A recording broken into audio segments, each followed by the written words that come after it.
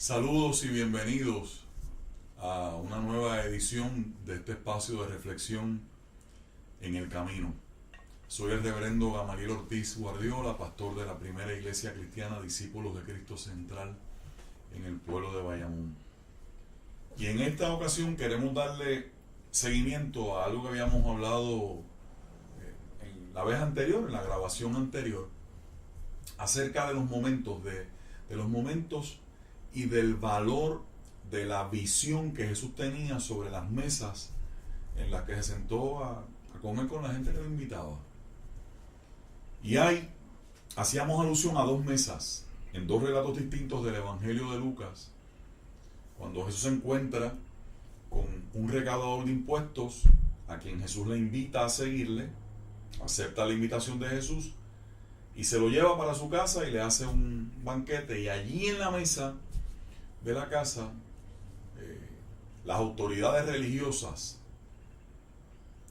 comienzan a cuestionar, en este caso los discípulos de Jesús, por qué, cómo era posible que comiera y bebiera con publicanos y con pecadores, con gente de mala reputación. El segundo texto es el texto famoso en que un fariseo invita a la casa de Jesús, también le obsequia una cena, lo agasaja con una comida, y llega esta mujer, a quien el texto describe como una pecadora pública, es decir, una mujer que había entrado en una categoría de rechazo público por alguna razón que el texto no la especifica, tal vez porque era una deudora, o porque era una adúltera, o porque estaba casada con un hombre de mala reputación, o porque estaba enferma. Y digo enferma porque recuerden, en el tiempo de Jesús, la conexión, el vínculo que se hacía, la relación que había entre enfermedad y pecado, según la visión de ellos, ¿no? Así que entra esta mujer con un perfume que lo derrama a los pies de Jesús, y el pensamiento de este hombre, si supiera quién es esta mujer, pues no permitiría eso. Y eso lo utilizábamos para establecer cómo Jesús, cada vez que se sentaba a la mesa, lo hacía con gente que muchos otros consideraban que eran personas que no debían estar en la mesa, que no debían ser incluidos, ni invitados, ni bienvenidos por sus rasgos sociológicos en las mesas en las que estaba Jesús. Y que Jesús entonces nos estaba enseñando que nosotros tenemos que abrir mesas, es decir, elaborar espacios de vida en medio de un mundo que es violento, que es excluyente, que margina, que se alimenta de prejuicios. Nosotros tenemos que abrir espacios de vida que estén iluminados, que estén informados por la apertura y por la generosidad. Siguen habiendo mesas como las que pretendían abrir estas personas, las que pretendían construir estas personas. Hay mesas en las que solamente encuentran espacio la intolerancia, la corrupción, las guerras, el terrorismo, la hambruna, la desigualdad social, la conspiración, la conspiración maliciosa para que las riquezas estén en posesión de unos pocos, la destrucción del planeta que habitamos y tantas otras calamidades. Hay mesas que solamente se alimentan de eso. Mesas que excluyen, mesas que separan, mesas que dividen, mesas que oprimen, mesas que invisibilizan. Esas no eran las mesas que Jesús fomentaba. En esas mesas entraban los otros, los que no se supone que fueran invitados. Y yo decía la vez pasada algo que lo quiero retomar ahora, y es que en esas mesas, fíjese que cuando Jesús estaba en una mesa no significaba que fuese un espacio que se convertía automáticamente en un espacio de una convivencia idílica, ideal, donde todo estaba bien, donde todo estaba chévere, donde todo el mundo estaba de acuerdo. Fíjense lo que estamos diciendo, está ahí en los evangelios. Es igual, lo mismo que nos pasa a nosotros. Fíjense que las mesas en las que Jesús estuvo, allá estaban los fariseos maquinando y murmurando y acusando. ¿Cómo es posible que esté compartiendo con esta gente?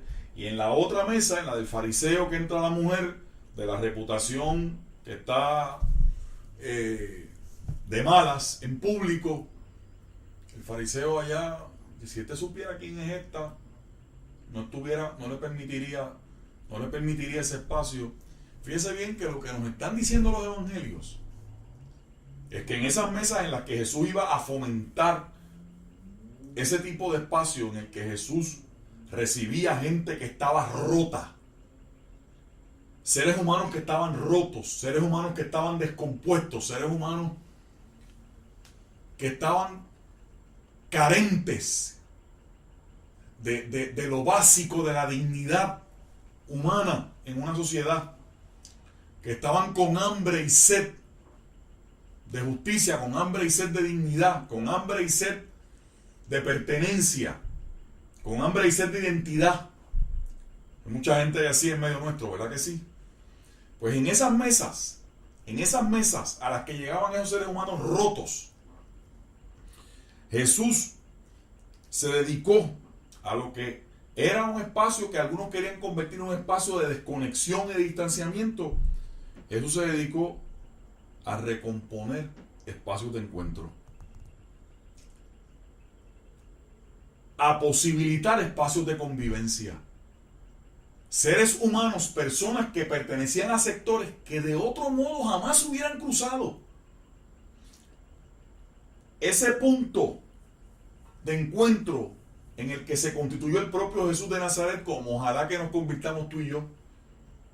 Jesús mismo era ese punto de encuentro en el que personas de esa diversidad de sectores, si no llega a ser por esos espacios, nunca se hubieran encontrado, nunca hubieran tenido la posibilidad de encontrarse y de verse los unos a otros de otra manera distinta a la que se veían antes. Allá el fariseo emborrachado en sus prejuicios, lo único que veía de la mujer era lo que la visión de la sociedad le vendía a él y le metía por ojo, boca y nariz. Jesús veía otra cosa y lo estaba invitando a él. Ese es el evangelio, esa es la fuerza y el milagro del evangelio.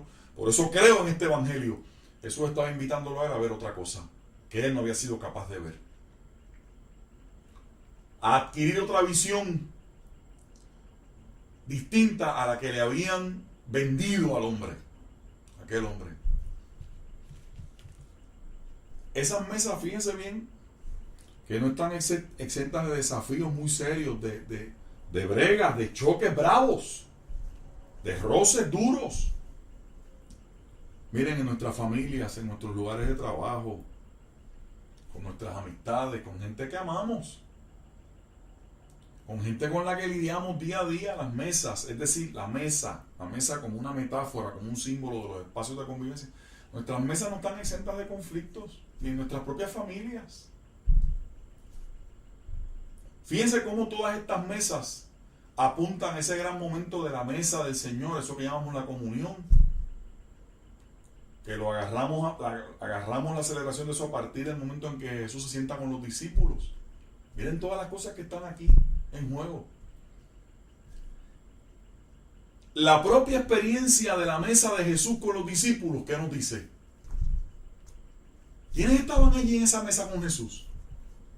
El que lo vendió, el que lo negó, la gente que cuando estaba Jesús en el momento más álgido y más difícil frente a las autoridades políticas del imperio y los judíos que estaban empujando para que lo acabaran de matar, salieron corriendo y se desaparecieron de todo aquello. Y Jesús sabía que allí estaba el que lo había vendido, que ya estaba para venderlo y lo había vendido, y el que lo iba habría de negar. Y Jesús quiso. Nadie a mí me quita de la cabeza. Y así se lo quiero decir, Jesús quiso.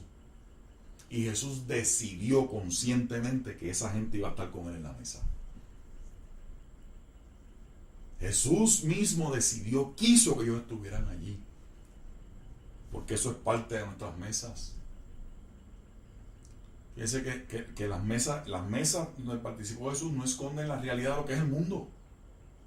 Miren lo que estamos diciendo.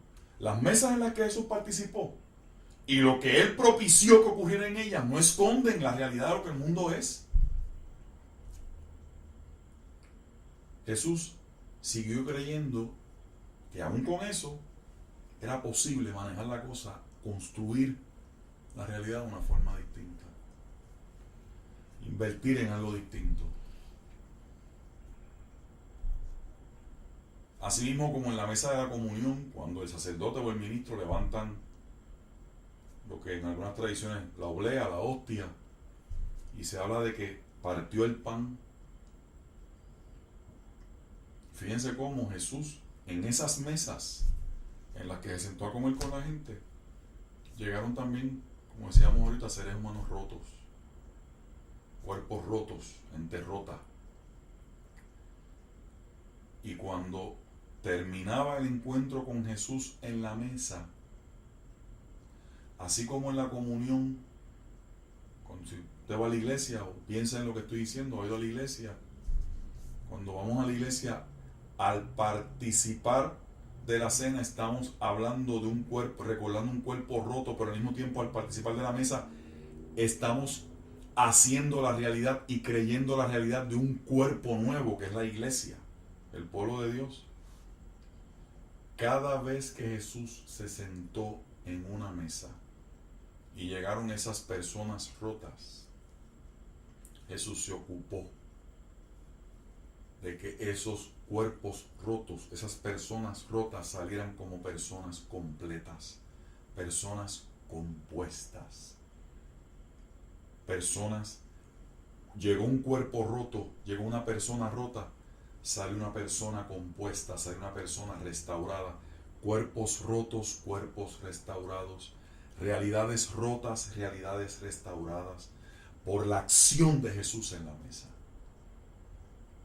Porque mientras hay unas mesas que excluyen y que crean más cuerpos rotos por la violencia, por el hambre, por la corrupción, en esas mesas donde se cuecen más cuerpos rotos, donde se conspiran para que haya más cuerpos rotos, en las mesas de Jesús, en las que Jesús recompone esos espacios de encuentro, también recompone la vida, la persona de quienes llegan rotos y rotas a esas mesas. Bendito sea el nombre del Señor. Este país está en un momento en el que nosotros y nosotras como pueblo puertorriqueño estamos en una situación y se nos ha traído a una situación por las decisiones irresponsables de muchos. A nosotros se nos ha traído una situación en la que nosotros también somos un cuerpo roto. Este país es un cuerpo roto por la responsabilidad de quienes nos han gobernado aquí en Puerto Rico y por la misma estructura político-jurídica dentro de la cual vive este país. Jesús de Nazaret nos convida y nos invita para que cada puertorriqueño y puertorriqueña se convierta en alguien que en su mesa, en su espacio de vida, ayude a recomponer el cuerpo roto, no solamente de la gente que nos encontramos en nuestro diario vivir, y gloria a Dios por la gente que hace eso, y sigámoslo haciendo, ese es el mensaje. Pero ya para terminar, tenemos la responsabilidad de que el cuerpo roto, porque así como decimos en la comunión, que evocamos ese cuerpo que fue roto por nuestros pecados, también nuestro pueblo ha sido roto por factores internos y por factores externos, por fuerzas internas y por fuerzas externas que todos conocemos. Los creyentes y las creyentes en Jesucristo, y toda persona, aunque me esté viendo que yo no soy creyente, pues toda persona de buena voluntad y con un sentido de valor por lo que somos como pueblo, con un sentido de justicia, de solidaridad, de empatía, todo buen puertorriqueño y toda buena puertorriqueña inspirado en esto, y particularmente los creyentes, tenemos que luchar para recomponer el cuerpo de nuestro país, para que el país, ese cuerpo roto, pueda ser un cuerpo completo, como Dios anhela que sea, porque hayan mesas en las que se cocinen la justicia, la verdad, la solidaridad, la equidad y la oportunidad real para que este pueblo pueda tener ese momento de verdadera reivindicación y encuentro con los derechos que todos tenemos como seres humanos. Que Dios nos bendiga, que Dios nos guarde y convirtamos nuestras mesas, nuestros espacios, nuestros lugares en espacios y lugares para que cada vez que llegue gente rota salga gente compuesta